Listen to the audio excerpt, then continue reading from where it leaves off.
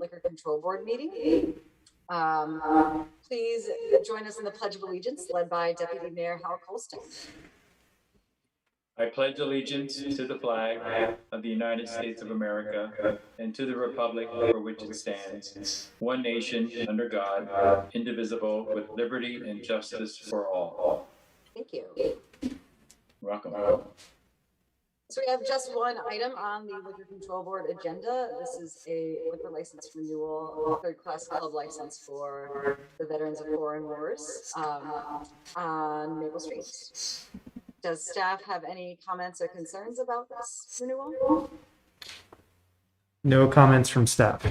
Any public comment? Remember to use the raise hand feature. All right, council, any questions or concerns?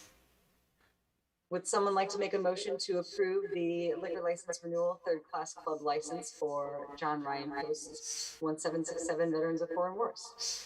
I'll move. Second. Motion by Mike, second by Hal. All those in favor, please say aye. Aye.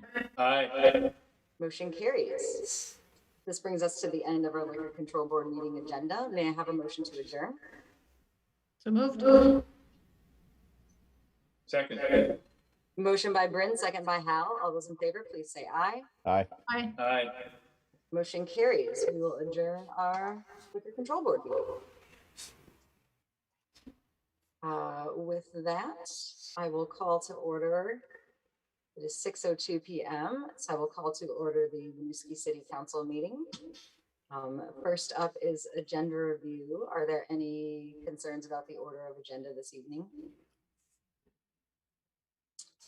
All right, next up is public comment. So this is space for members of the public if you wish to speak to something that's not in the agenda. So if you're here for something that's on our schedule, the candidate presentation, welcoming week, whatever, please wait until we reach that part of the agenda.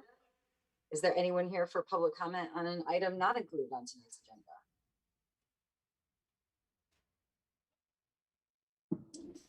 All right. I just got a text from Jim that he's still waiting for the Zoom to connect, so he hopefully should be here any moment.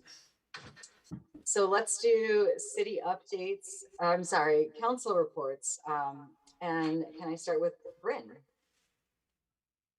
Sure, thanks. I don't have anything significant to report, just want to highlight the next Municipal Infrastructure Commission meeting is Thursday, September 30th at 6:30. Highly encourage anybody that has any interest or concerns to join that meeting. I'm so sorry.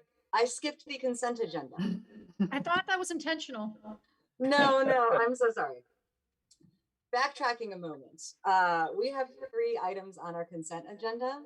We have our city council and liquor control minutes from September 7, the accounts payable warrant from 9/15 and payroll warrant from 8/22 to 9/4 and subsequent to payout for July.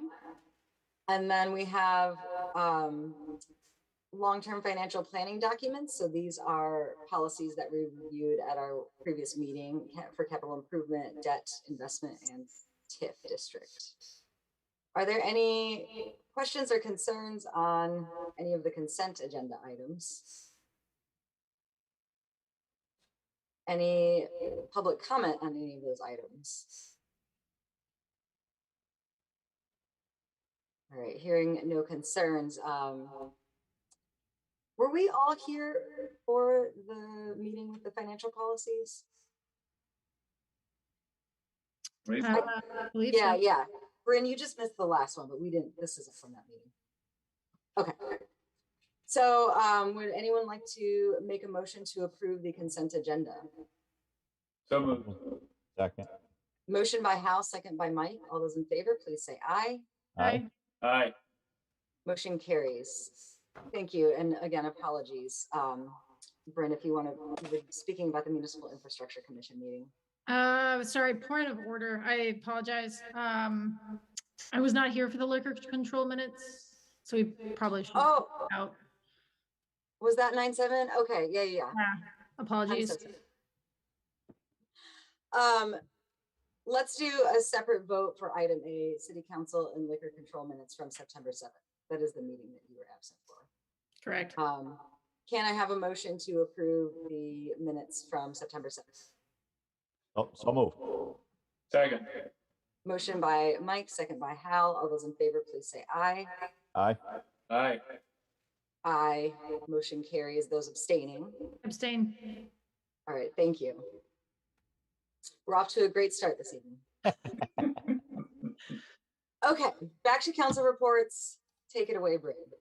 Yep, encourage folks to attend the Municipal Infrastructure Commission next Thursday, September 30th at 6:30 p.m. There'll be a virtual connection, and announcements will be on Front Porch Forum and city channels before then for how to connect. Wanted to thank those that participated in the tree offer that was 2 weeks ago, and for those that also participated in the blood drive this past Friday. So thanks for those that members of our community that took advantage and participated in those programs. Other than that, I do not have any other updates. Thank you. Mike. Yes, I would like to send out some gratitudes for the VFW Post 1767. On September 11th, we did a remembrance for the tragic events that happened that day 20 years ago. I want to thank Chief John Audie and his department for having Old Glory fly over the VFW and onto Main Street. Also like to thank his firefighters for being in attendance and ringing the service bell to pay tribute for the 20th anniversary of the terrorist attack. I would also like to thank all the veterans that were on hand for this remembrance and for those who spoke. This was done very tastefully and very respectfully. We had a gathering of probably a little over 100 people that showed up for this. I'd also like to thank Chief Heber and his department. I want to thank him personally for getting Lieutenant Cram's patrol motorcycle on hand, as the VFW and Jeff Myers had purchased a memorial bench to recognize Lieutenant Cram's service, not only for his community of Winooski, but for his country. He served as a sergeant major, and as you know, he was a lieutenant in the Winooski PD. Bear with me for a second. I wanted to thank his family for being on hand. I want to again thank the VFW for inviting the Crams for this occasion, for unveiling the memorial bench for Lieutenant Cram. The mayor and I were there on hand to express our gratitude. And in conclusion, I wanted to thank all the folks that were there that made this possible, that did the volunteering, the cooking. They had a barbecue for all who attended. And I want to thank Paul Sarn for capturing this on film as well. So a big thanks for everyone that showed up to give memorial for Lieutenant Cram and for remembrance of 9/11. Thank you, Mike. Hal? Sure. I was not able to attend the Safe, Healthy, Connected People Commission meeting, but I can give a brief overview of the minutes. Ray Coffey shared the work plan with the commission, and the draft was reviewed on June 26th and on July 19th, and the city council approved the document and the plan for the coming year. Ray, along with Angela and Mayor Lott, led the commission through each of the items that the plan would really involve their oversight, which would include the Winooski pool, the ESSER funds, recreational programs, outreach plans for working communities grant, develop and execute a plan for the commission outreach for membership, form the Diversity, Equity, and Inclusion Commission. And with regards to the police department, the items covered were recruitment, hiring, internal promotions, regional dispatch, the school resource officer position. There was a discussion about that. The police department strategic plan update, and their effort to adopt the statewide policing policies. Also, in the work plan is to develop a plan for occupation tenancy at the O'Brien Community Center, and to continue work to bring increased childcare options to Winooski residents to improve service delivery through technology. Winooski Fire Department, the tower ladder replacement was discussed, and development plan for management of Memorial Park, and a plan to develop additional volunteer opportunities for youth. And Mary Husband spoke about discussions she has had with the school board and how the commission might be better working in concert with the school board. And the head of the school board will likely come to the next commission meeting and present. So that's my report. Thank you, Hal. Sure. Jim? If I can break this again, I apologize for being late. Thank you. Just want to kind of build off what Councilor Oakleaf mentioned. We had over 100 trees given away at the senior center. And I want to thank our fellow tree committee participants for helping unload and distribute trees, along with our Director of Public Works for being there. We had a beautiful day for it, and I'm excited to see those trees going out to landowners with a little over a month to plan and execute. So looking forward to that coming to the city again.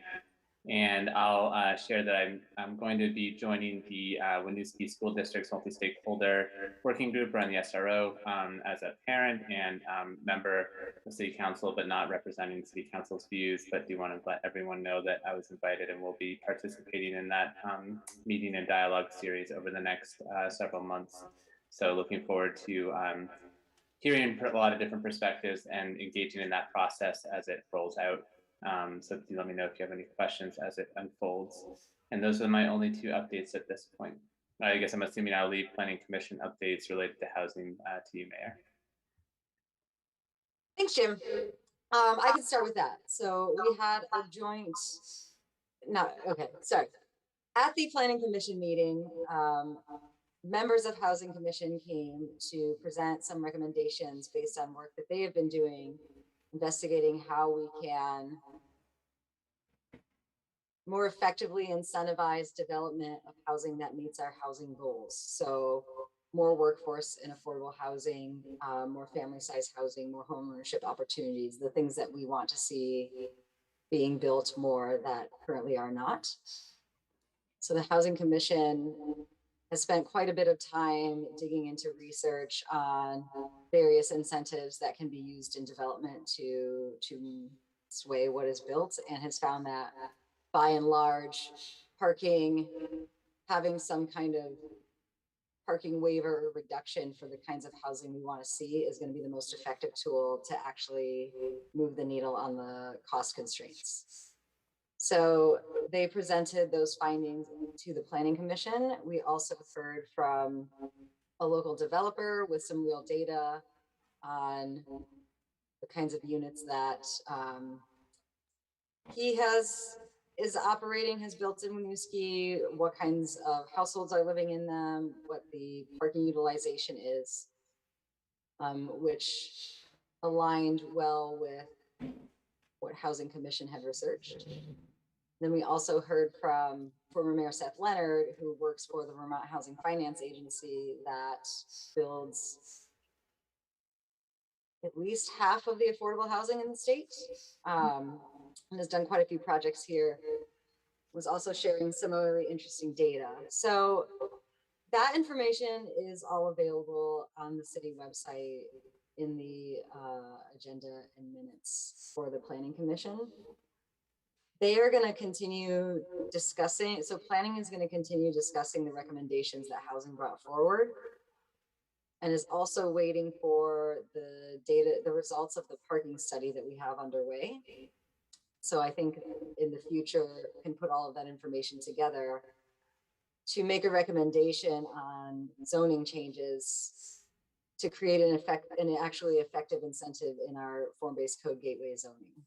something that we have tasked the commission with addressing 2, maybe almost 3 years ago. So looking forward to seeing that conversation moving along.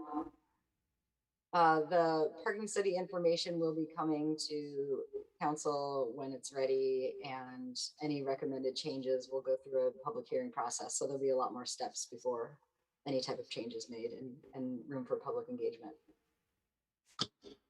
Finance Commission also met since our last meeting in tandem with Safe, Healthy, Connected People Commission to look at our scholarships, grants, and fundraising policies. Those will be coming forward to commission at a future date. It was really great to have the insight of folks focused on safe, healthy, connected people activities when we're talking about finance policies that apply to those programs. I also attended the latest Airport Commission meeting. There was an update on the home insulation project. So, as has been shared before, there's a 10-house pilot occurring this year where 10 houses will receive insulation mitigation. That will be used as the design process for 50 homes next year. The airport, the folks at the airport said that they are going to start doing outreach on to those potential 50 homes. I don't know what that looks like yet, and I'm waiting for them to share their actual outreach plan so we can help push out any information we need to our residents. And finally, I, along with some folks from our school district and many others, joined a task force hearing. There's a legislative task force assigned to look at how to implement a UVM weighting study recommendation that would change the way the education funding, change the formula to provide more resources to students with higher needs, such as special education, English language learners, kids in rural districts. And I provided some testimony there in support of implementing those recommendations, as did folks from our school district. It's something that would have a really big impact on our community and on the kids in our school. So if anyone, I don't have any, there's supposed to be another public hearing, but I would encourage folks who are interested to reach out to their state senators, state reps. We're telling Hal about it right now. That is something that is important to us and that we would like to see the legislature move forward on. That is it for my updates. We can move to city updates. Who would like to go first? I can go first. Hi, everyone. Just a couple of updates. City staff are in communication with USCRI and other community partners about the planned resettlement of refugees from Afghanistan in Vermont. So we're not sure at this point how many families might be hosted in Winooski, but we are definitely hoping to welcome some new neighbors, and even if that's temporary before they move on and settle elsewhere in the state. And my only other update is I'm excited to have made it to this process in the hiring process for the city manager. So welcome to our candidate, Marguerite. So looking forward to your presentation this evening. Thanks. John? Great. Do you have any updates to add? Yeah, can you hear me okay? Is this mic working?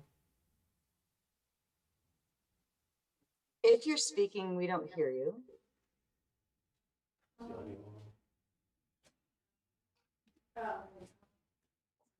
Okay, here we are.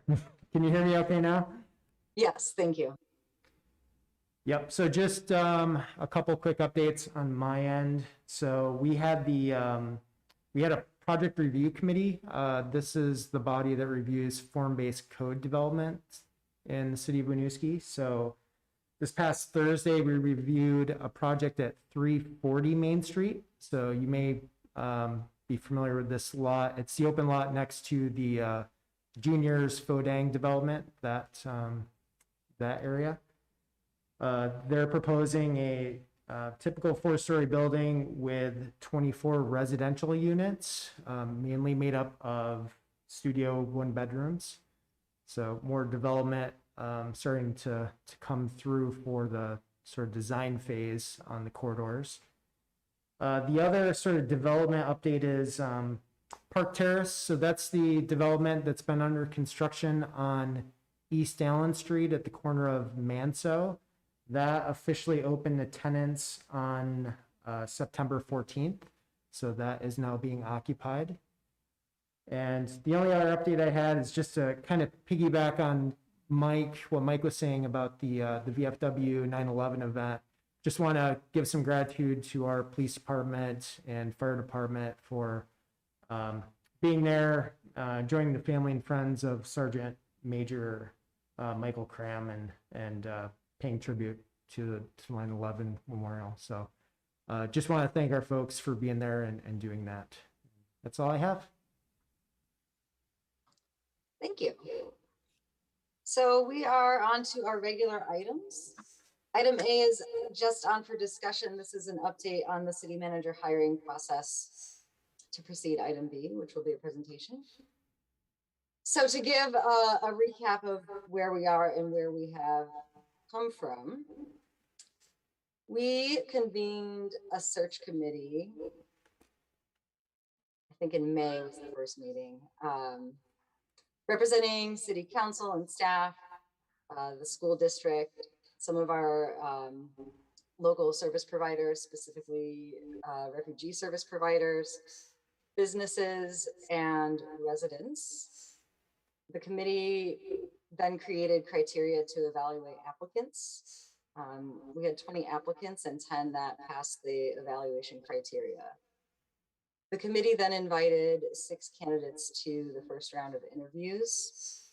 1 did withdraw, so we ended up interviewing with 5 candidates. 3 were then advanced to a second round of interviews with the city council, which we conducted at the end of August. The council then advanced 2 finalists to this final stage of public presentation. However, unfortunately, one of the 2 finalists withdrew from consideration after accepting another job offer. So tonight we have our remaining finalists to present to the public to give an opportunity for public engagement. We want to hear from members of the community on their thoughts, not just on this final candidate, but on the whole, what is important to you for our city manager, for city leadership.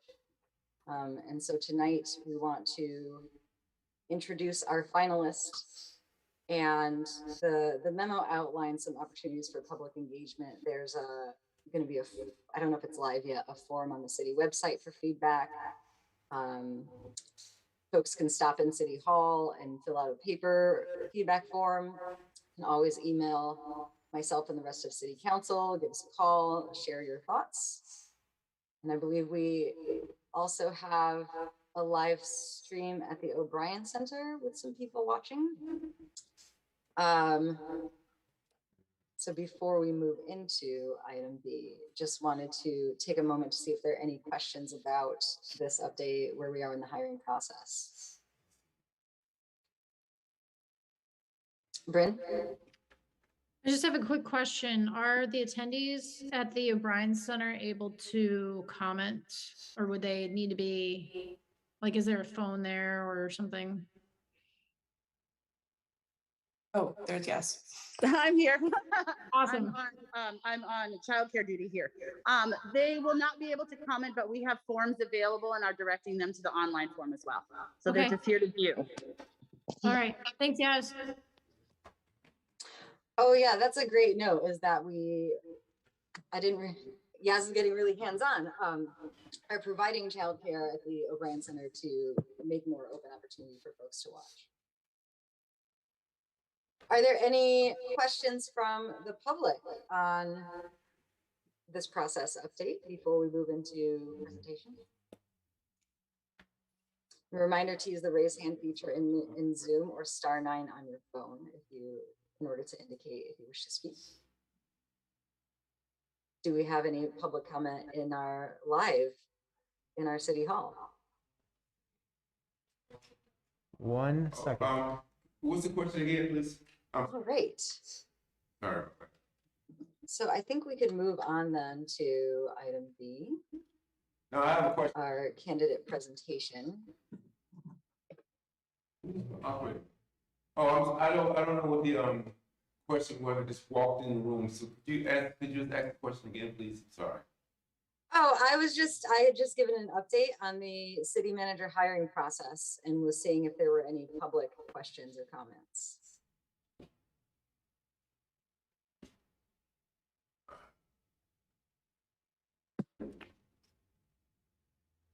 All right, so we have our candidate Marguerite Ladd. She is in City Hall right now, I believe. I see her. Yeah. So we gave Marguerite a selection of topics relevant to Winooski local government in advance and asked her to present on them this evening, or to select one to present on this evening. So after she is done, I will then turn back to public comment and see if anyone has questions or comments about the content of her presentation, her experience, interest in this role, that sort of thing. Phoebe, have I missed anything? All right, so take it away, Marguerite. Yep. So Mayor, I think what we'll do is we'll have Marguerite come up to the microphone up here at the table so everyone can hear her well and go through the presentation. Paul, are you going to load the slides, the presentation slides? I have just a couple of PDF slides about TIF districts. So yes, I have those ready. Okay, great. All right. Oh, perfect. All right, fabulous. Get my notes out, very high tech here. Handwriting. Okay, I think, yes. Wow, I can't see the participant list either, so I'll do both. I'll talk here to the screen. I think that's the camera, and out here, Bruce. I'll try to get both here. But first, I just want to say thank you for having me here. Thank you for taking time out of your busy days and lives. I know it's beautiful out right now, a wonderful fall day and into the evening. And so just thank you. Thank you for being here to listen, to participate. Local government is a great love of mine, but that's not true for everyone.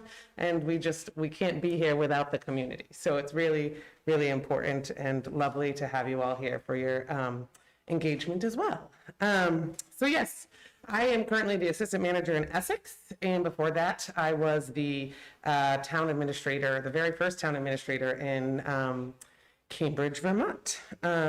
So with that, was very it's an empty room here. With that, I will talk about the TIF. So tonight, specifically, I'll be talking about the TIF expiration in Winooski, which again is very exciting to me, but isn't always super exciting to everyone else, a little bit boring at times. But I was given up to 10 minutes, so I will be speedy and try and get through this. There are some terms here just because it is short tonight, so I don't want to take time sort of doing all that. So if you want to look at some of those definitions as we talk, they're up there for you. And TIF stands for Tax Increment Finance District. So Winooski has a TIF. And what's really exciting about the TIF is in my opinion, is just the fact that 20 years ago, maybe people on this call, maybe people in this room were part of something where they decided to take a gamble on Winooski and decided, okay, yes, we're going to gamble on ourselves. We're going to reinvest in ourselves. We're going to do this. And so that 20 years from then, that we would all be able to have this conversation and have this sort of opportunity before us, because those along the way have managed this tool in such a great way that it actually is this really exciting conversation that we get to have.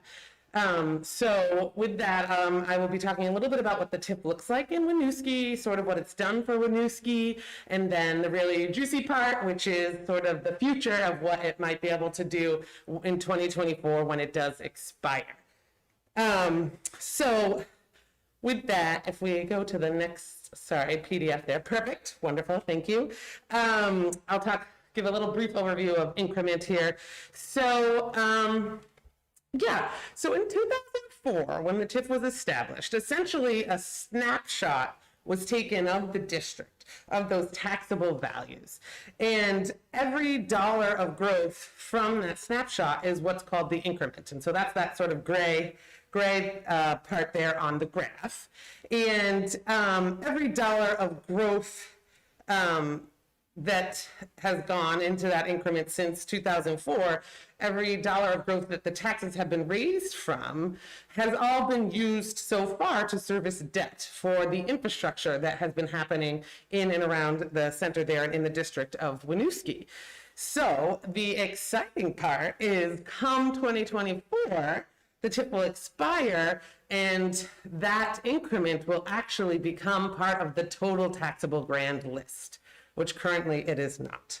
So, in order to do some more concrete talking here, I have used the numbers for fiscal year 21, and I'm going to talk a little bit about those just so that we can get sort of a good idea of exactly, what we're talking about number-wise. So, you can see on the slide there, the taxable grand list in 21 was, oh, and also this is just a note that these are Angela's numbers. I would never dream of trying to come up with these. She's clearly an expert in this.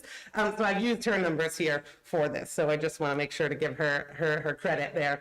And so anyway, so back to the taxable grand list. So currently in fiscal year 21, it was just approximately 517 million. So the increment you can see there is just shy of 80 million. Now, the thing about if this 21 numbers were 24, let's just pretend for a minute that the TIP expired, that is what that increment there, that just shy of 80 million, is what would end up in that total grand list. The total taxable grand list suddenly would become just shy of $600 million. So, what does that mean? So if we were to use that tax rate from fiscal year 21, which was 1.1549, if my memory serves, and apply it actually to that total taxable grand list instead of just the sort of part that's minus the increment, we would have about $913,000 approximately to work with, and what would feel like a sudden spike in our revenue. That money that's been used to service debt will now be something that we can use for our operational budget and working with. And so that's exciting. I don't know about you all, but I have often dreamed of times when it'd be like, oh, what if I got $1 million? What would I do with it? So that's kind of the conversation that can happen here because of the way that the folks of this community have set it up 20 years earlier to have us here. So, okay, so we have just shy of $1 million to work with in 2024. Hopefully, again, these numbers are based on fiscal year 21, so hopefully they'll be a little higher. Not the tax rate, but hopefully the grand list. And from there, it's really thinking about, okay, what are we going to do with this? So if we go to the next PDF or slide there, perfect. Really, what are we going to do? What are we going to do with all this money that feels like a sudden sort of influx of revenue? And so the first thing you want to look at in Winooski is maintaining those services. So Winooski's budget is quite lean. It's amazingly well. You get a lot of service for what is there.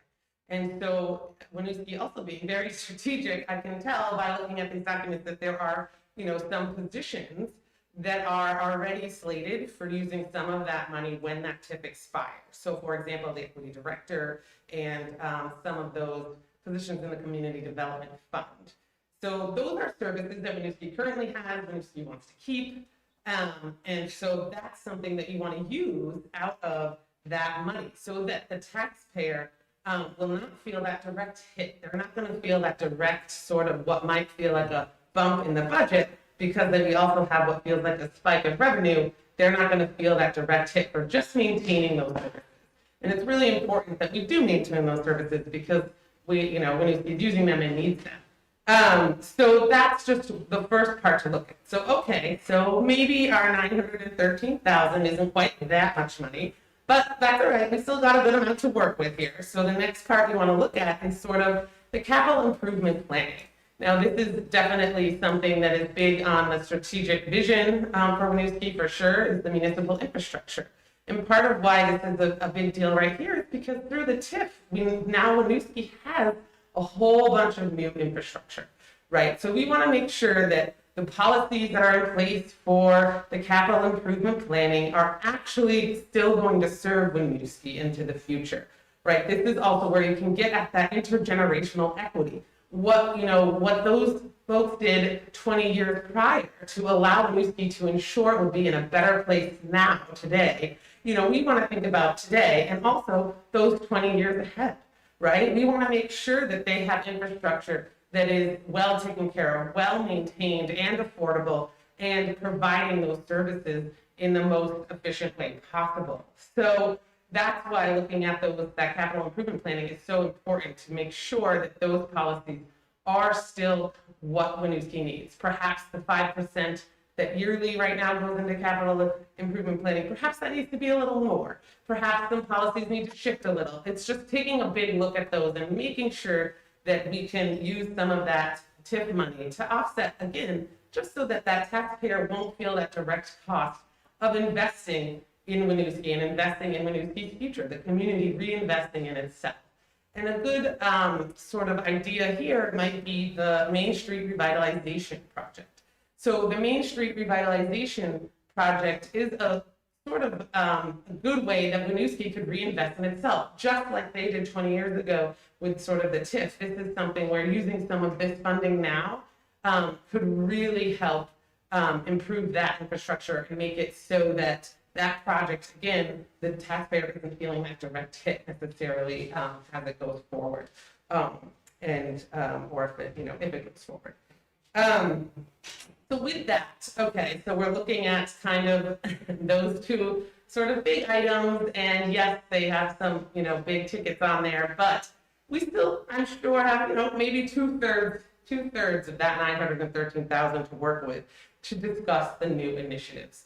Or potentially, there already is a list a mile long. This again, usually people have many lists of things that they are excited about, or if they could just have that money, what would they fund? So it might also be looking like, instead of actually coming up with new initiatives, but actually picking those new initiatives. And how do we get the most service and the most out of those dollars, so that it can be serving to the whole community, and that it does fit with the strategic vision and mission, and that it does fit with the community and what the community values. So there are all kinds of ideas that I can come up with and sort of throw at you tonight. Again, this is a passion of mine. But actually, it's one of those things where, as your city manager, my role is not to come here and tell you where to spend that money. My role is to facilitate the conversation between you, the public, and the council, wherever they are, the council, and make sure that those conversations are happening, to make sure that we're hearing from the community, to make sure that, maybe it's the Finance Commission or some of the other commissions need to be involved too. But how do we have those conversations, and how do we start those early enough so that when 2024 comes, we're prepared, we're ready. All of those decisions are very intentional and not sort of reactive, but are all part of a plan and of moving the community forward where they want to be, and a part of sort of that strategic vision and those sorts of things. So really, again, it wouldn't be my role to come up with all those ideas. I would be the one to engage the public, with you all, to engage with the council, to make sure those conversations happen. This is a role that I would cherish. This is something I love to do, facilitating these conversations, making sure they're happening, hearing different points of view. All of those things are so important. And And with that, I will just say that's sort of it for my presentation, but I would be happy to take any and all questions that you all have for me tonight. Thanks, Marguerite. Given that the focus of this evening is to get more public input, I would like to go straight to public comments. I would start in council chambers. Is there anyone present who wishes to make a comment or ask a question? Yes. I would. Can you come up to the chair and Oh. into the mic, please? Thank you.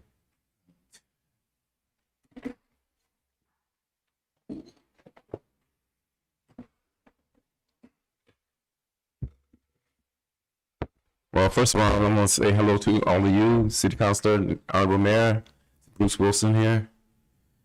And Welcome, Bruce. thank you. I'm glad to be here. So first I want to, I know Marguerite, and I just want to say how excited I am that she applied, and hopefully she'll be our next city manager. I know some things about her, that she's one of the leads in Essex on they have this program called like CEE, Community Equity in Essex. It's a big deal. It's more of the departments working together. Her departments working all together to ensure, based on what they do, include the community. So that's her Community Equity in Essex, CEE, and I thought that was nice that they put that together. She's the lead. She's the chair actually, and she came to my youth gallery, so Run Gallery, to meet with me and talk about ways that we can work together with our youth engagement, building more bridges for people of color, people who look like me, and helping them make decisions on how they can include what they do and who they are in Essex, so that it'd be more, I'm not going to, this is old, but maybe more of a melting pot that people can actually learn about each other and who they are. So we also talked about having more ethnic festivals and cultural events in Essex, so we can actually get all the people who, regardless of who you are, involved in equity and inclusion and events and making decisions how Essex can be better for Essex can be better. So I'm hoping that she will be our next city manager. I'm dedicated with Winooski, and I love this town. I do a lot here when I can. I'm formally on the different things, commissioner and Parks and Rec board directors, and Democratic Party chair. And so I'm just happy to be here. So that's all I have. I mean, and I think. Based on a person who looked like me and who I've been around a lot of around the state on working with justice, equity, diversity, and inclusion for many years. I've probably been around with all those different types of boards on the central level. I think that she can actually understand and want to understand people of color, people who look like me, and that's very important in Winooski because I don't know what the population is of people who are BIPOC in this city, but I know it's a lot of different diversities and people who are dark people like me. And so that's very important, that a person that can come in here and actually work with them and want to see them strive and want to see them be a part of the city, and want to help them build bridges and help them with their especially equity and include them. So that's it for me. Thank you. Thank you, Bruce. It is cool to hear from a resident with as much experience as you have, who also knows this candidate. Yaz, I see your hand is raised. Yes, I actually have a member of the public here who would like to comment, so I'm just gonna send my phone over to him if that's okay. Awesome. Yeah, thank you. Oh, you might wanna Thank you. step in the hallway. Hi, good evening. Thanks for giving me the microphone for a few minutes. My name is Stephen Rebecca. Appreciate the opportunity to ask a question to the city manager applicant. First, thank you very much for the presentation. I have been following the TIF for a while, and I'm glad that you are as excited about it as I am and as many of us in Winooski are. And I also appreciate that you are prioritizing public conversation and public input on what happens in 2024. I wonder if you could say a few words about your plan to engage our community members who may not have English as a first language, and how you can ensure that their voice is an active part of the conversation. Yeah. Good to go. Don't want to. Yeah, thanks, Stephen. Go ahead, Margaret. Yeah, sure. Thank you so much for your question. Yes, I think, this is just like everything else with a community. It's, relying for sure, getting the experts who are involved. So I would first go to obviously, the commissions that we have already, those who are already volunteering with the city, the experts in just I guess I want to say like Phoebe and John here who have been working, sort of getting us through to this point and catching up on that. But then, using those regional partners that are here to make sure we know exactly what we're looking at. What are we facing? What are those challenges? And then go through sort of and systematically be able to tackle that. Is it getting interpreters? Is there certain times of day? Are there, what are the barriers? And making sure we understand those so that we can make sure to tackle those and have solutions. And that is a good reason to start now, just because, that all takes time too. So making sure that we have time for all of that engagement is important before we get to that 2024. So yeah, I hope that answers your question. Thank you. Sure.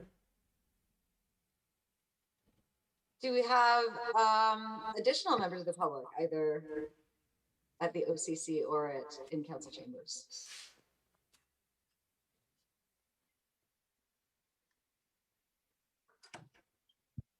Is there anyone attending on Zoom that wishes to ask a question or make a comment? What you looking at? Thank you.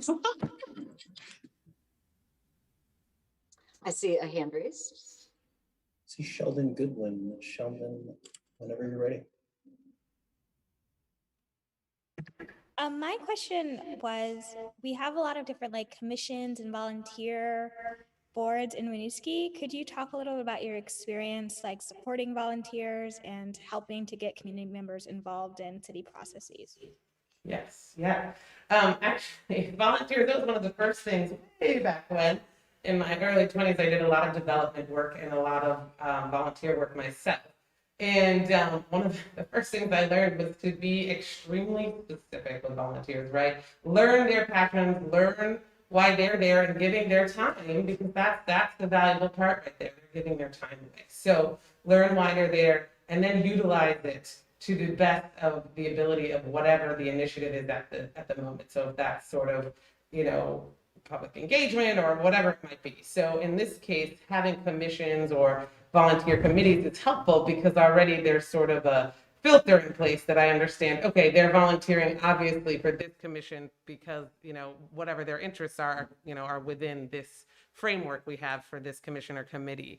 So that's very helpful in engaging and utilizing those skills and making sure that the staff and employees are helping to, utilize that and keep them informed, to your point of making sure that they can engage and do that meaningful work as volunteers for the city.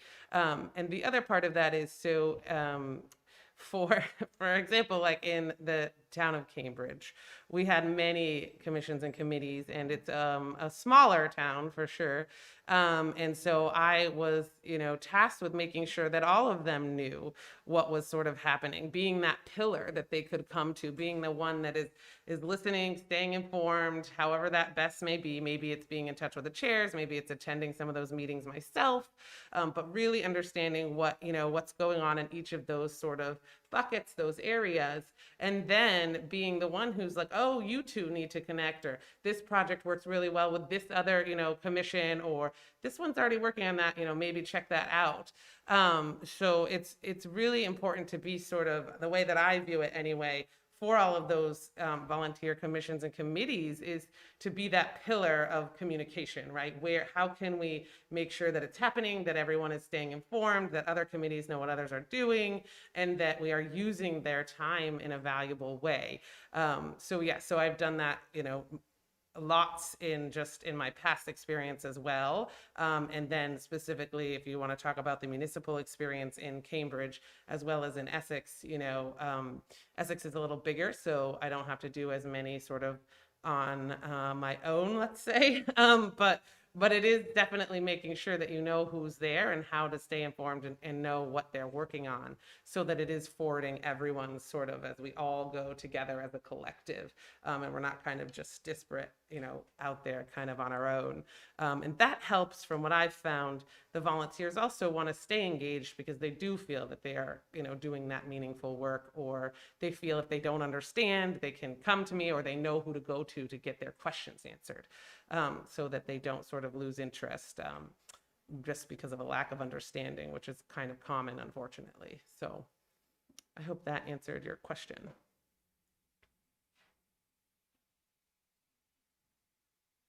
Great. Thanks, Marguerite. And Sheldon. Yes, I see your hand again.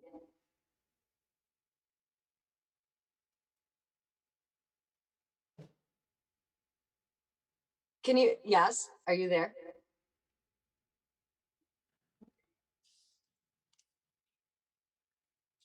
I think that she never. Oh, is this just? Yeah. A holdover. Sorry. It won't start. We're trying. I know. Oh, wait. I have another community member here who's Okay, looking to ask a great. question. Yeah. Hi, this is Daisy Berbecco. I'm a resident of Winooski, community member, and I'd love to hear more from the candidate about how you are going to use this position to really facilitate conversations very, very locally in the way that Winooski kind of organically shapes community. So I just want to hear you talk about where we're going to interface with you, especially if you are a resident here, and we would warmly welcome you to our community, of course, but I'm just curious how we're going to perhaps informally interact with you. Yes, that's a great question. I should say anecdotally that all of my favorite restaurants are here, and it is definitely someplace you'll find me after work hours often. I am often on that street. It also happens to be my husband's favorite location as well, so it works out well for both of us. But definitely I am in Winooski, probably second most to maybe Essex and where I live, although some might say I'm in those places more than where I live. But yes, I mean, that's the joy, I would say, and one of the most exciting things of this position or of my job currently is to go out and to go to events, go learn about the community, to hear from you. That's really exciting. I don't know all of the lived experiences out there. How wonderful is it that that is part of my job, to be out there and, to be there, whether it's after work hours, if you want to say, or, just at community events, or partaking in maybe watching, events at the school and all of those sorts of activities that are where sort of that community can happen and that bonding goes on just sort of informally, I would say, and getting to know everyone.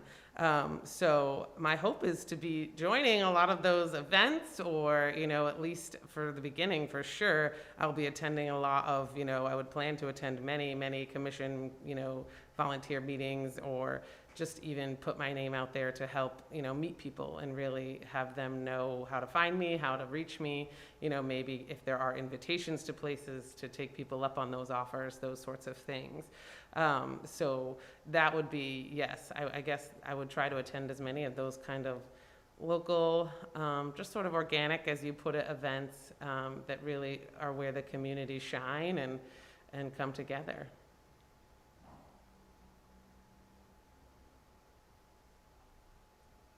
Thank you again, Marguerite, and thank you, Daisy. I think I see another hand in the Zoom chat. So next up we have Sarah.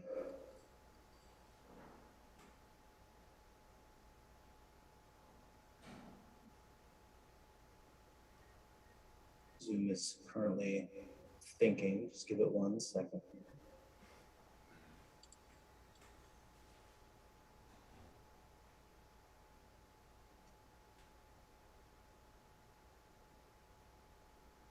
Sarah, whenever you're ready.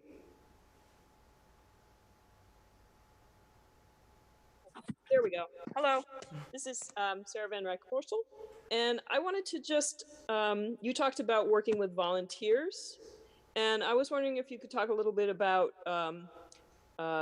people that situations where you may have actually had staff or employees that you were running. You have quite a few people that you will be a boss to, essentially, and just if you could describe your experience in that.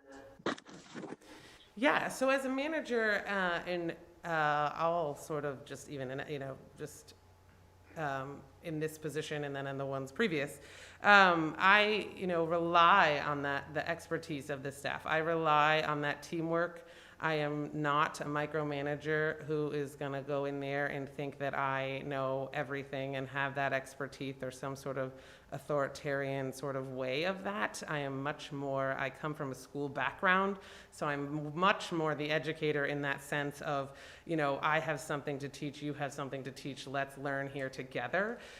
So that's definitely how I run my teams as well.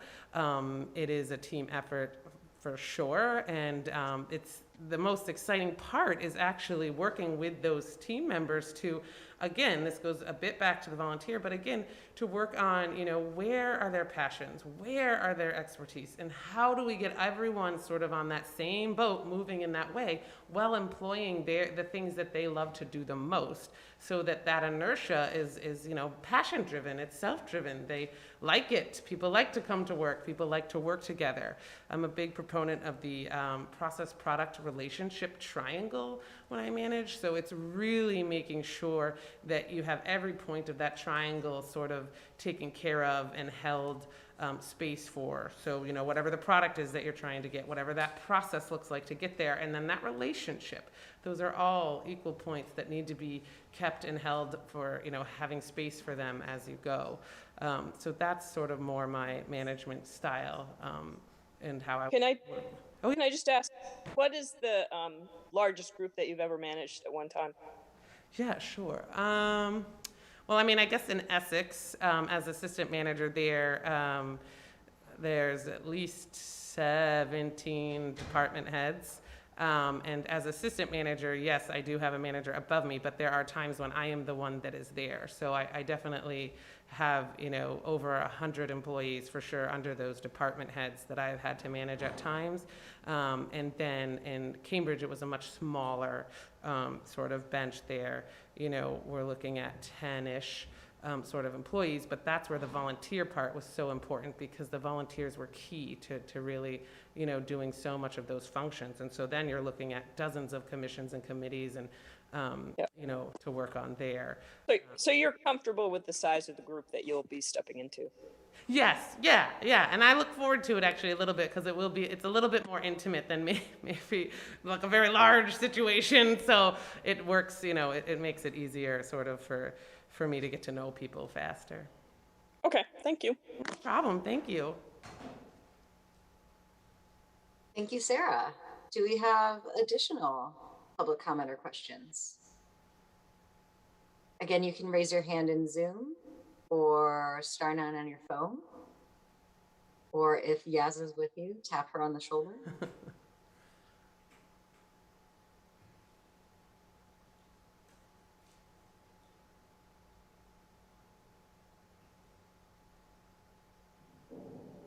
All right, so as a reminder, please feel free to share feedback after this meeting via the forum on the city website, winooskibt.gov, paper forms in City Hall, open 8:30 to 4:30, Monday through Friday, I want to say. 7:30 to 4:30. Oh, even better, 7:30 to 4:30. Email myself and city council. We're all first initial last name at winooskibt.gov. So I'm KLOTT, Hal is HCOLSTON, etc. It's available online. And feel free to give us a call. And this is also, these meetings are recorded, right? So we're also going to distribute this recording via Town Meeting TV, and try to get as much community input as we can. So thank you so much for coming tonight, Marguerite, and for continuing on in this process with us. Yes, thank you so much for having me, really, and for all the questions. I appreciate it. Yes, I'm so glad so many community members came to engage. With that, I think we can move on to item C. This is a Welcome Week proclamation. So there is a proclamation attached here, but for a little background. Welcome Week is an international campaign to bring attention to the work of folks engaged in refugee resettlement, in supporting folks that are in, you know, conflict, like struggling in where they are in the world, trying to get resettled or, you know, trying to adjust to a new home. And as a community that welcomes refugees and welcomes new neighbors, this is a nice time to, you know, spend a little time thinking on that and recommitting to us being a welcoming city, recognizing the contributions of partners like the U.S. Committee on Refugees and Immigrants, AALV, the work of our school district, local mutual aid efforts, AgeWell, so many other local organizations that are helping folks in our community. Our communications coordinator has been working on a communication campaign around this as well, trying to spread the word in our community. Thank you, Paul, for that. And as we are looking forward to, as a state, welcoming new refugees from Afghanistan, be they locally here in Winooski, Chittenden County, or otherwise, you know, I know city staff is already thinking about how to be prepared to support new neighbors in our community. And so putting forth this resolution, are there any questions or comments from council?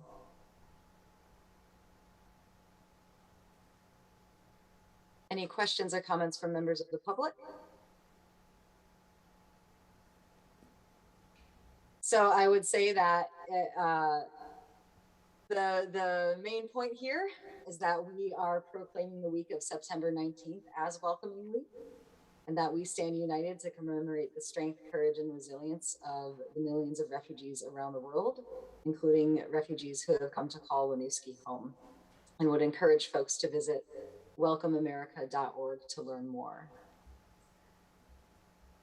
We have this on for approval. Do I have a motion to approve the Welcoming Week proclamation? So moved. Second. Motion by Bryn, second by Jim. All those in favor, please say aye. Aye. Aye. Motion carries. Thank you. I also wanted to acknowledge that tomorrow is the International Day of Peace, which is another thing that we have celebrated in our community annually that I think connects well to this cause. So we will move on to item D. This is a municipal infrastructure goals update with John. Great, thank you. So yep, this is the first infrastructure update for the 21-22 reporting. So in your packet is a memo just kind of giving an overview of where we are with the current municipal infrastructure goals. You know, in general, the must-do tasks are moving forward. I will say the sort of recommended tasks, most of those have not started yet. I'm not really concerned that we're going to have an issue getting some of those completed. It's just pretty early in the sort of 21-22 season to get some of those started. So I'll just hit a couple of the highlights of the must-dos and then kind of open it up for questions.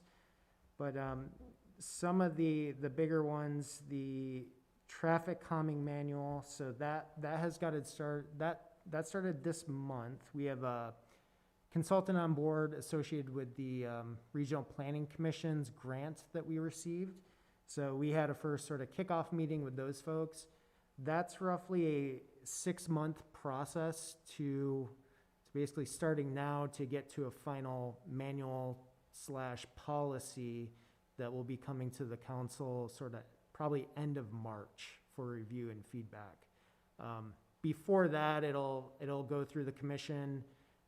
It is a bit of a technical manual, so we're debating on how we get sort of public input on that, whether we do surveys or do more of a public meeting. So we're still, trying to figure that piece out.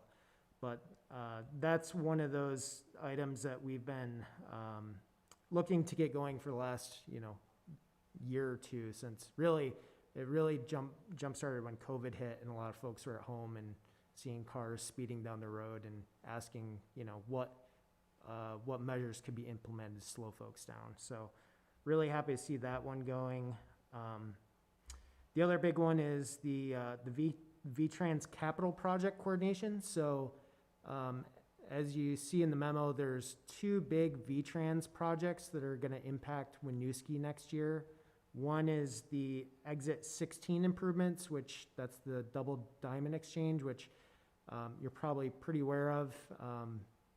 That project, they're proposing to start next spring with utility undergrounding, relocations, and installing a multi-use path underneath the bridge, which will be very welcome to get bike ped access through the intersection up through that Shaw's Plaza area. And then the following season is when they'll do the sort of heavy transportation construction work. So that will be a major traffic disturbance for the city, even though it's technically in Colchester. The other big project, which you may have not heard too much about yet, is it's a resurfacing project, but it's really it's more than that. So it's the US Route 7 and VT 15 resurfacing work. If you kind of see the sketch in the memo, that incorporates the circulator where there's asphalt pavement. So they're doing the concrete work this year and wrapping that up soon. But next year they'll be doing the asphalt work around the east side of the circulator and across the bridge. And this work will include a lot of work in Burlington going south, but I'm just kind of highlighting, the work that's going on in the city here. And then East Allen will be completely resurfaced.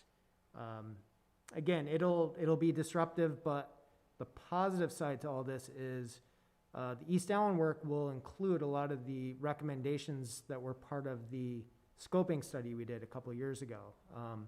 And the benefit of that is it's going to increase the amount of bike ped multimodal use on that corridor. So they're proposing wider medians for pedestrian access, added rapid flash beacons, so the strobe crosswalk lights that you see in the circulator, adding one of those, enhanced bike lanes. So it'll definitely improve that corridor for multimodal use. But again, that's gonna create some traffic disturbance next spring as well. So both those projects, we're gonna find a time where VTrans will come to council and do some public presentations and get some public input on those, because they are gonna be such a disturbance. And obviously in the background, we're coordinating all that work with the Main Street project. So jumping to that one, no major updates since our July presentation. We did have a pretty big meeting with our funding agency group. So that's DEC, USDA, to just get their feedback on the current 90% design.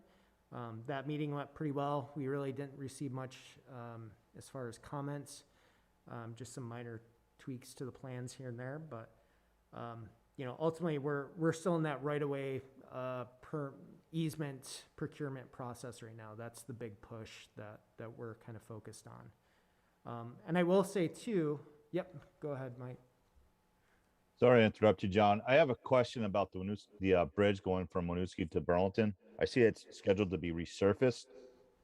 Now, as they get into that bridge, is it VTrans' responsibility to maintain that bridge, or is it a combination of Winooski and Burlington?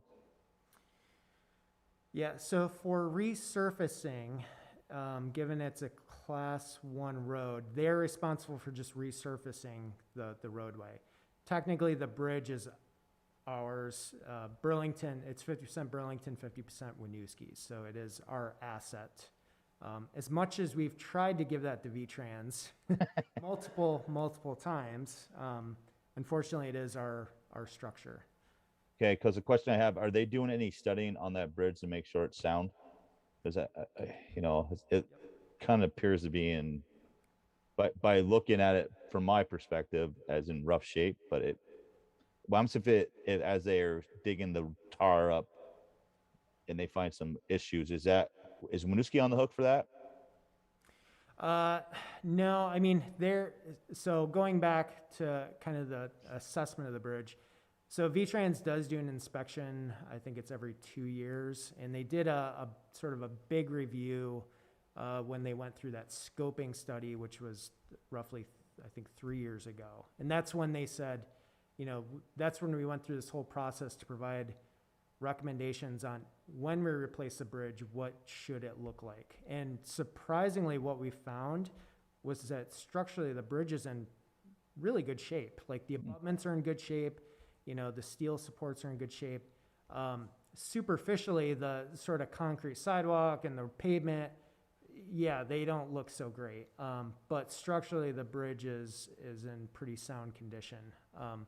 Even though it's kind of starting to bump up against that engineered useful life of 100 years or so. So really, a lot of the pavement work that's happening is kind of that superficial replacement work. Not to say that when they do that resurfacing, they could find some joints that need some touch up and things like that. We haven't discussed that with V-Trans, but I mean the advocacy we would do is if they're touching it, they have to fix it. Perfect. We don't have the funds programmed to kind of do any work there. No, you just answered my question. Thanks, John. Yep. Yeah, so just kind of wrapping it up, going back to Main Street, the other thing we're kind of on the lookout for right now is, you may remember we submitted that RAISE federal DOT grant. That would be a massive win for the city if we were able to pull that in. It's really competitive. We don't have a lot of confidence we could be successful with that grant, but those awards are coming out supposedly this week. So, yeah, exactly. keep your fingers crossed on that one. So, as we mentioned before, we reached out to delegation to try to get as much support as we can, but we'll let you know when those awards do come out either way. Yeah, and that's all I have on the infrastructure update side. Thanks.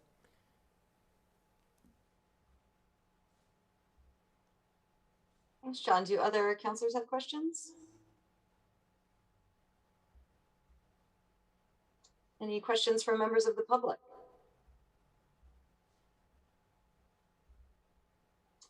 All right, thank you. I will say most of these items that are not in progress yet, I can see where there's a connection to another project timeline or some commission work planning, and I don't feel concerned about them not all being started at this point. So I just want to make that statement publicly.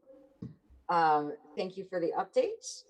We are going to move on to item E, which is also on for discussion. This is end of fiscal year review, and our treasurer, Alex, is here with us this evening. Yeah, good evening, City Council and Mayor. It's an honor to present the fourth and final quarter of the 2021 fiscal year. It was a long year, but honestly, the financials almost don't look like it. We saw improvement in revenue over the third quarter projections across just about all the funds. Parking is obviously excluded from that, but between the construction going downtown and COVID policies, they are what they are. So obviously we'll continue to monitor that, especially as we kind of go into the holiday season. It's great to see that expenses were maintained under budget, even though we didn't have to cut a lot of the salaries. So that was great to see as well. So things were maintained without doing a lot of aggressive cutting. And it was also great to see that a lot of the funds that don't typically see surpluses, like community development and community services, actually saw surpluses, which doesn't typically occur. So even though we passed another year of COVID, honestly, the financials are even stronger.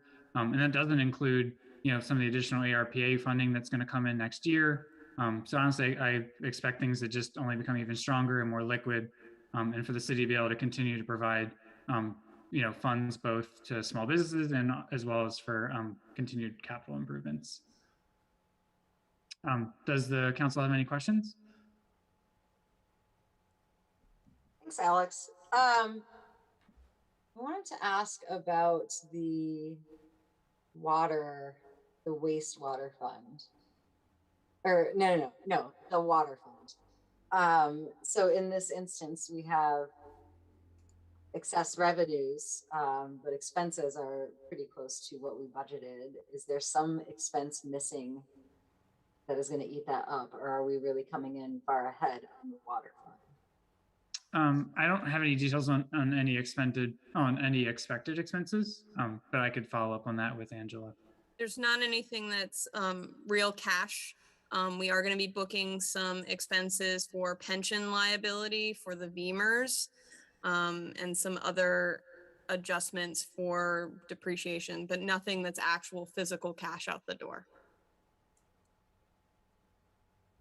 I am wondering, this is a question for when we get into budgeting, but it makes me wonder if we will not have to do rate increase as high as we have been planning to in the past.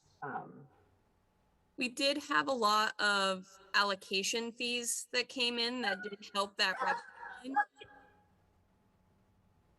line. So those are not necessarily routine revenues. We did come in higher than expected on our operating revenues. So we may be able to limit the rate increases that we've been projecting, but we cannot count on allocation fees for future operations. Okay, that makes sense. Thank you.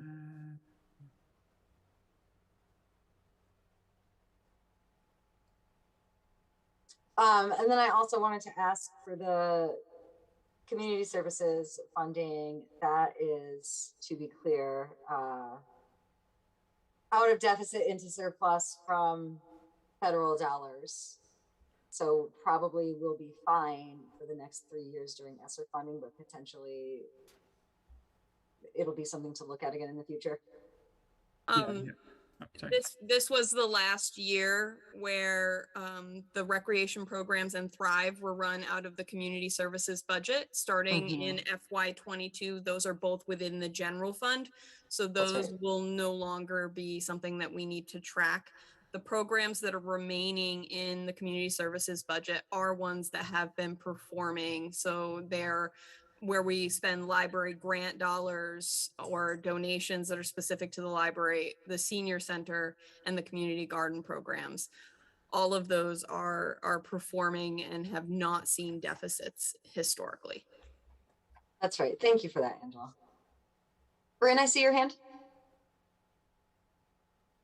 Thanks. In looking at the parking expenses, revenues, is that primarily influenced about during this past year when we allocated increased parking, had free parking and increased parking for takeout? Is that where that deficit is the result of that deficit? Yep. Absolutely. We saw a lot less public parking. So the on-street meters fund came in significantly under where we thought it would. And in the parking garage, the parking meters line item was also significantly under, but the parking garage contracts were exactly what we had budgeted them to be. So it was really those public transient parkers where we saw the hit. And was there any noticeable increase in the last month or two of the fiscal year? There was definitely a recovery. It has not reached the same levels it was pre-COVID, but we definitely saw it coming back. We are currently netting revenues of around $30,000 a month for on-street parking. In terms of credit card transactions, which is the primary amount. Pre-COVID, we were anywhere between 40 and 50,000. So we are still a little low. And I imagine this will potentially stay low for, the next couple of years as habits have changed and a lot of larger employers have determined that, they're just going to permanently go remote. So I would expect this to probably be a continued item of discussion. Yeah, and perhaps a conversation for another commission, but I've heard some residents that live down on Winooski Falls Way complain about availability of parking in those buildings, and perhaps there's an opportunity to work with those building owners to encourage utilization of the garage. And like I said, probably a conversation for a separate commission, but something that's come up recently. Yeah, that's a great item.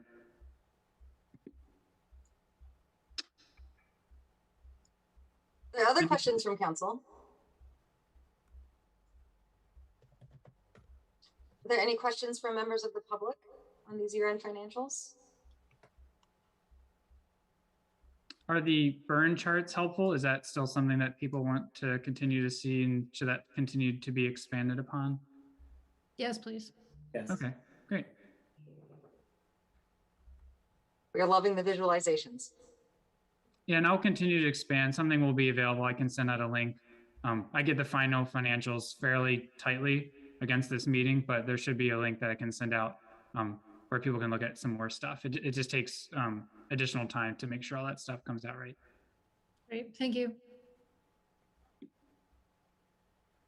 All right, well, thank you for diligently monitoring our financials, and Angela for your constant contributions there as well. Yes, thank you, Angela, and thank you, City Council and Mayor. I apologize. I do have one last question. Sure, go ahead. For the rental registry, can you just fill me in as it relates? So we're below budget for expenses, but the revenues are also significantly down. Is that related to the policies that were put in place for the pandemic? It's a couple of things. One is related to the pandemic. We conducted no commercial inspections last fiscal year, so there was no commercial inspection revenue for that fund for the year. The second piece was the budget was originally built anticipating doing some equitable enforcement of our rental registry fees to all landlords in the community. We have some that pay on a rotating basis and some that don't pay. And so in light of COVID, changing those contracts was delayed. So that is a known revenue shortfall that occurred due to COVID. Okay, thank you. Sorry, final question.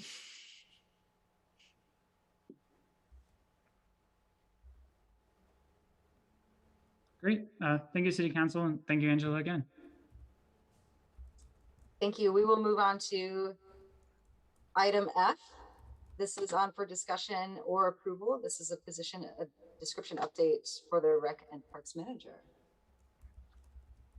Hey, everyone. So happy to present this tonight.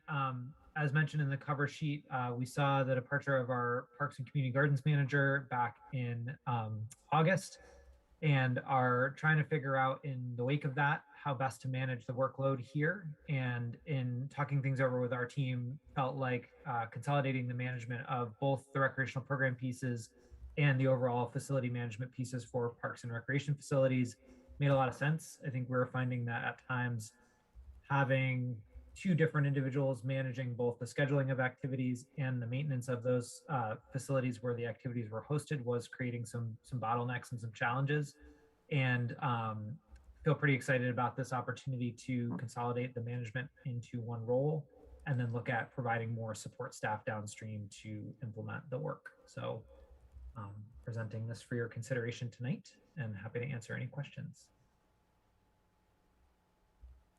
Thanks, Ray. And you did preview this with the last set of updates that you shared with us. Do folks have questions? Any questions from members of the public?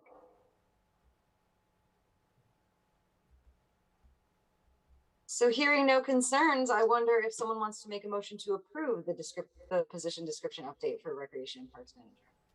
So moved. Second. Motion by Hal, second by Jim. All those in favor, please say aye. Aye. Aye. Motion carries. Thank you. Thank you.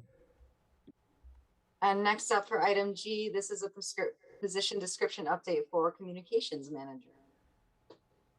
Thank you. So as noted in the cover sheet, we have an existing position title of Communications Coordinator, and this is just a request for council to approve a change to the title and the purpose of this role. And there were some additions. So you actually received the full job description, and I just want to point out that the council is only approving or discussing and or hopefully approving the change to the title, the funding source, and the purpose. So you have the whole job description here, but if we can just focus on the top of the first page for approval purposes, that would be great. So a couple of things are changing. So the job description was essentially updated to reflect the things that Paul currently does a little bit better. The communications coordinator position was developed in 2017, so it hasn't been updated in a number of years. And as the cover sheet says, since then, the responsibilities have expanded,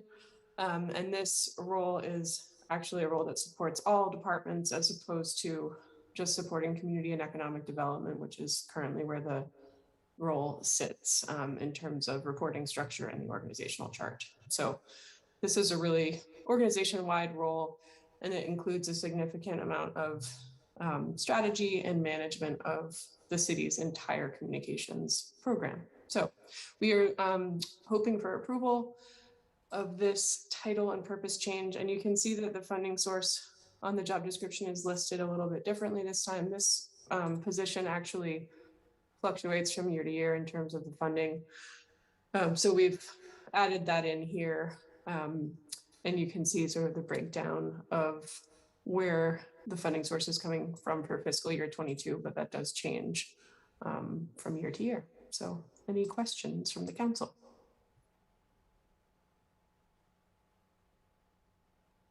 Thank you, Phoebe. Jim, I see your hand is raised. Thank you for taking this on and making this update. I think this is an important recognition of how this position has grown and become integral to our community. Just a quick kind of question on reporting structure. So, and I know you didn't want us to go down the position description, but is this a change also organizationally where this position now becomes a supervisee of the city manager as opposed to the community and economic development officer? Yes, so that's a good question, and that is the intention. And in the absence of a city manager, the reporting structure in this sort of interim period is going to remain somewhat the same. But yes, so this position should now report to the new city manager, and then the new city manager can decide if that's the most appropriate reporting structure for the role. Okay, and then kind of related to that, maybe this makes more sense, is in terms of determining the funding allocation supporting this position going forward, that'll be a decision made by the city managers that come down to department head discretion about which funds will be covering this position each year. I just wanted to ensure basically is this position stably funded even as you shift the mix of funds that support it over year. Yes, that's a really good question. And I would say, yes, it is stably funded, but I don't know, Angela, if you want to provide any more clarification on that. It's absolutely stably funded. The reason for the shifting of percentages has come from the different types of workloads that vary from year to year. We found Paul warning a lot of construction stuff relating to water projects. So that's why we shifted some of his wages to those enterprise funds, but that may not be the case in the future. So then it would shift back to either general fund or community services, depending on what the next big project that he's doing a lot of communications work around is. Great, thank you.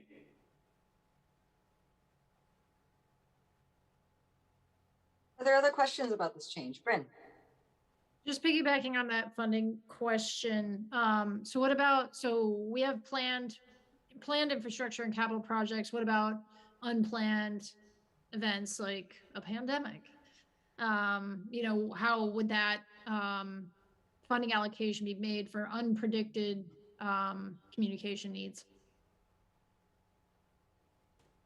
Those would be considered part of the general fund proportion of the salary.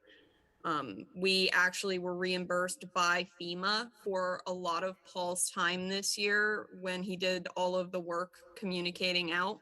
And when we received the reimbursement, because it was based on 100% of his wages, it was actually allocated out to all of the places where Paul is paid from. That's fabulous. Awesome.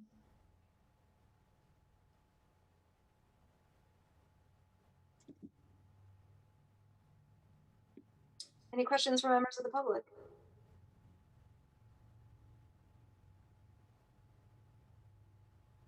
All right, so again, this is on for discussion or approval. If someone wants to make a motion to approve the position description update for communications manager, I would entertain that. So move. Second. Motion by Mike, second by Hal. All those in favor, please say aye. Aye. Aye. Bless Excuse you. me. Excuse me. Thank you. Right. Was that a yes, Hal? It was. Thank you. Okay. It was very enthusiastic. Yeah. All right. So motion carries. Thank you. And thank you, Paul, for continuing to adapt in this role. Thanks, everyone.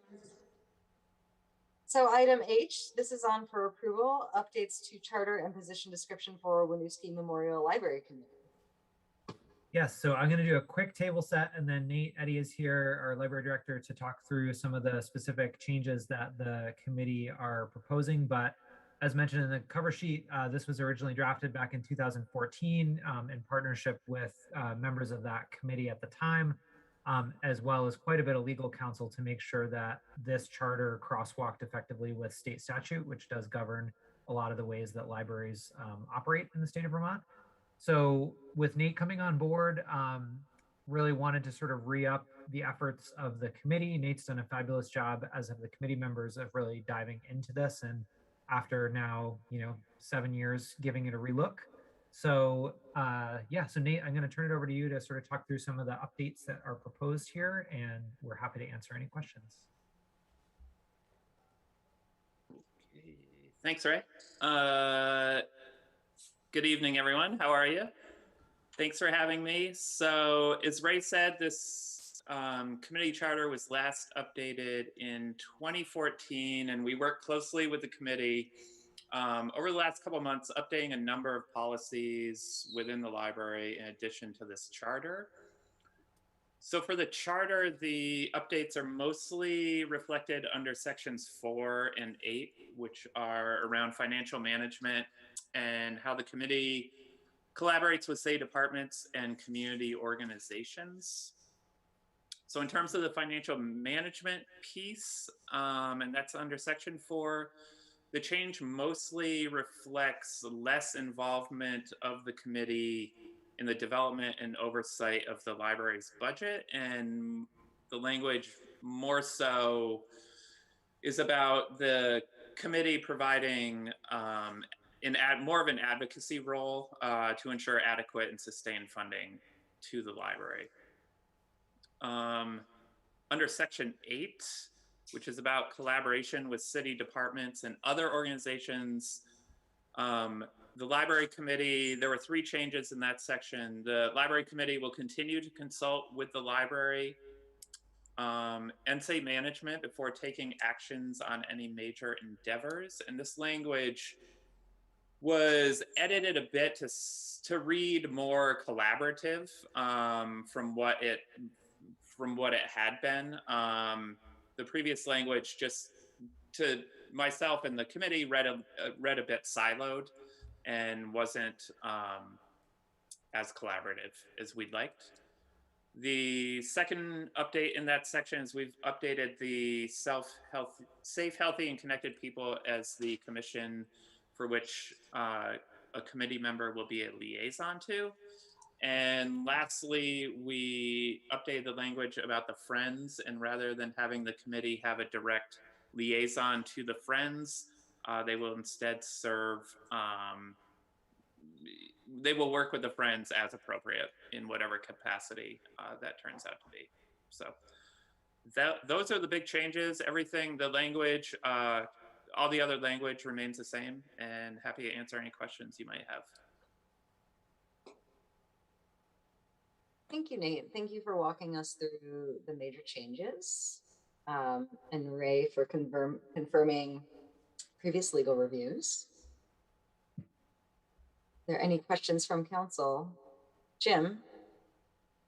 Just a quick inquiry if there's any concern with any of these changes from committee members, or if it's pretty, everyone's on board and this feels like a unanimous request for change.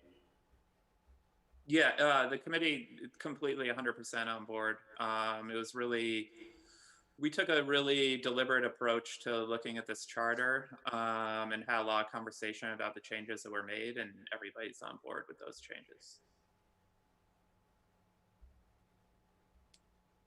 Thank you. Bryn? Thanks. I am just curious about the tenure of committee members being 3 years. Is it challenging to find interested committee members for that length of time? Ray might be able to speak a little bit more on this. So I've been with the library for a year. We've had a vacancy on the committee since I've arrived, and have been working with the committee to update the position description about committee members that are there. And we hope to do a big push recruitment shortly to fill those vacancies. In terms of the 3-year tenure, I've not heard from existing committee members that that's been a deterrent to their involvement or interest in being on the committee. But yeah, and I would echo that. Historically, I think the larger issue we've had with retention has been around frankly management of the committee and making sure that they're continuing to meet regularly, feeling like they're engaged and have work to do. So I think, you know, under Nate's leadership, certainly we've had a really great year of work and have done a lot of updates to policy. And I think the group that exists has been feeling really positively about where things are going. And so I think that honestly has been the bigger deterrent in terms of retention versus the 3 years. And then again, we've kind of held off on recruitment in hopes of getting the position description updated before we start a real sort of concerted push, so that we're consistent about what we're asking people into. I guess we didn't want to do a bait and switch of here's the old position description and we'll recruit you with that, and then here's the new one 2 months later. So we knew this was in the works, so have kind of held off. But yeah, I think generally that time frame is not of concern at this point. It's a good question, but I don't think that's been our issue. Yeah, it feels long when our city councilors are 2 years and our, you know, well, many of our legislative roles are 2 years. So 3 years feels long for a voluntary role, but I wasn't sure if there was any degree that it's been challenging to find volunteers. So thanks for some insights on that. And the only other thing I see that the final page, item D, attend Safe, Healthy, Connected People Commission at least once a year. I mean, I would love to see some more strategic coordination. I think once is certainly the minimum. It'd be great to have it at least quarterly, just to encourage collaboration and just more further opportunities for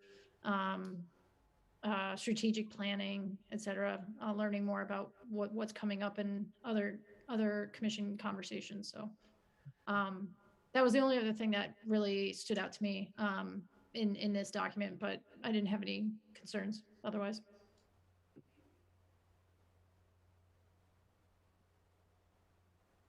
Are there any questions from members of the public?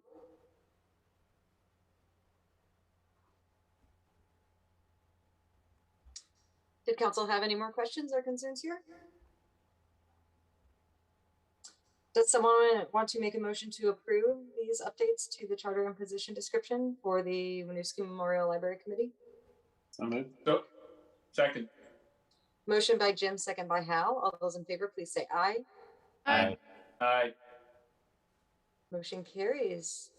Thank you, Nate, and thank you, Ray. Thanks, everyone. So we are on to item A. This is also on for discussion approval. It's our Howard Center contract. Great, thank you. So this is a 5-year contract renewal for the Howard Center Outreach Program. So you'll see I also put in your packet the latest FY21 sort of results from this program. So there's a lot of other Chittenden County municipalities that participate in this program, but for us, the program is a specialist that partners with our police department, and they will respond to situations where a police response may not be required or even necessary. So these are typically mental health or substance issue occurrences. And for Winooski specifically, this program is based on population. That's the funding requirement is based on population. So we rely pretty heavily on this program. So you'll see in sort of last year, we run roughly 646 calls, or 23% of the municipality calls, but we only pay in roughly 7%. So it's a program that we really rely on. It provides an amazing service for our police department, and at least the way it's financed now, we're sort of I guess unfortunately we're reaping the benefits of our size, but we do have a lot of need there. So unfortunately Rick's not here tonight because he's been working some pretty crazy shifts filling in for patrols. So I'll try to answer any detailed questions, but I may have to bring something back to Rick for clarification if need be. Thanks, John. I think when we get to when Chief Hebert presents during budgeting, like that would be a good space to share some more details of the services that we're receiving here, and how we use this in our approach to responses, since he's not able to share any of those details with us this evening. I know for the time that I have been around, having this contract with Howard Center is super beneficial to our community. It's something that residents and staff alike really appreciate. Hal, I see you have a hand. Yeah, thank you, Mayor.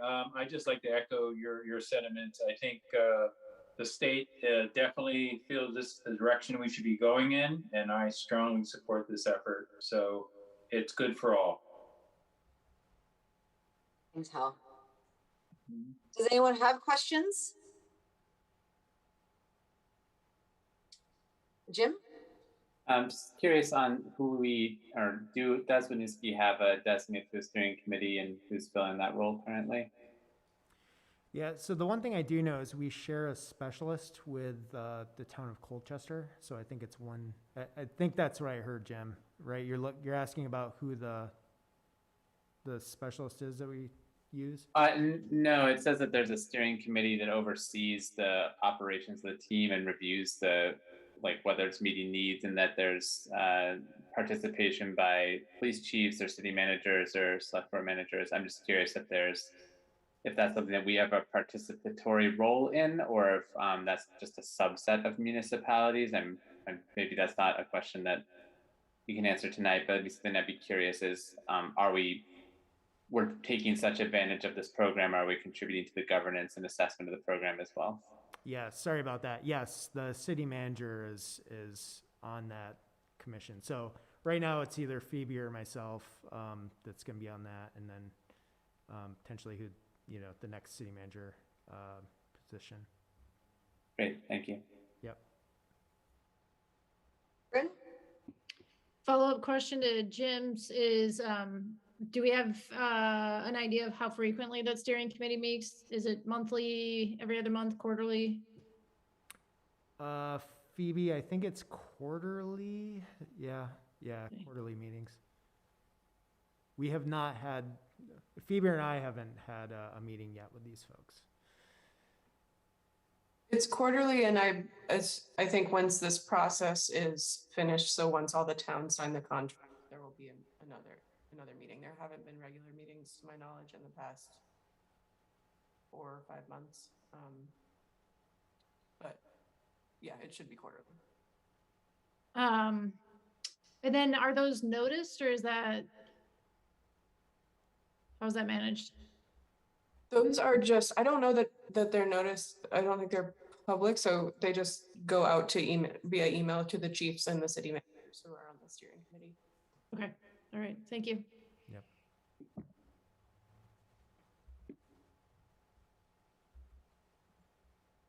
Are there any questions from the public?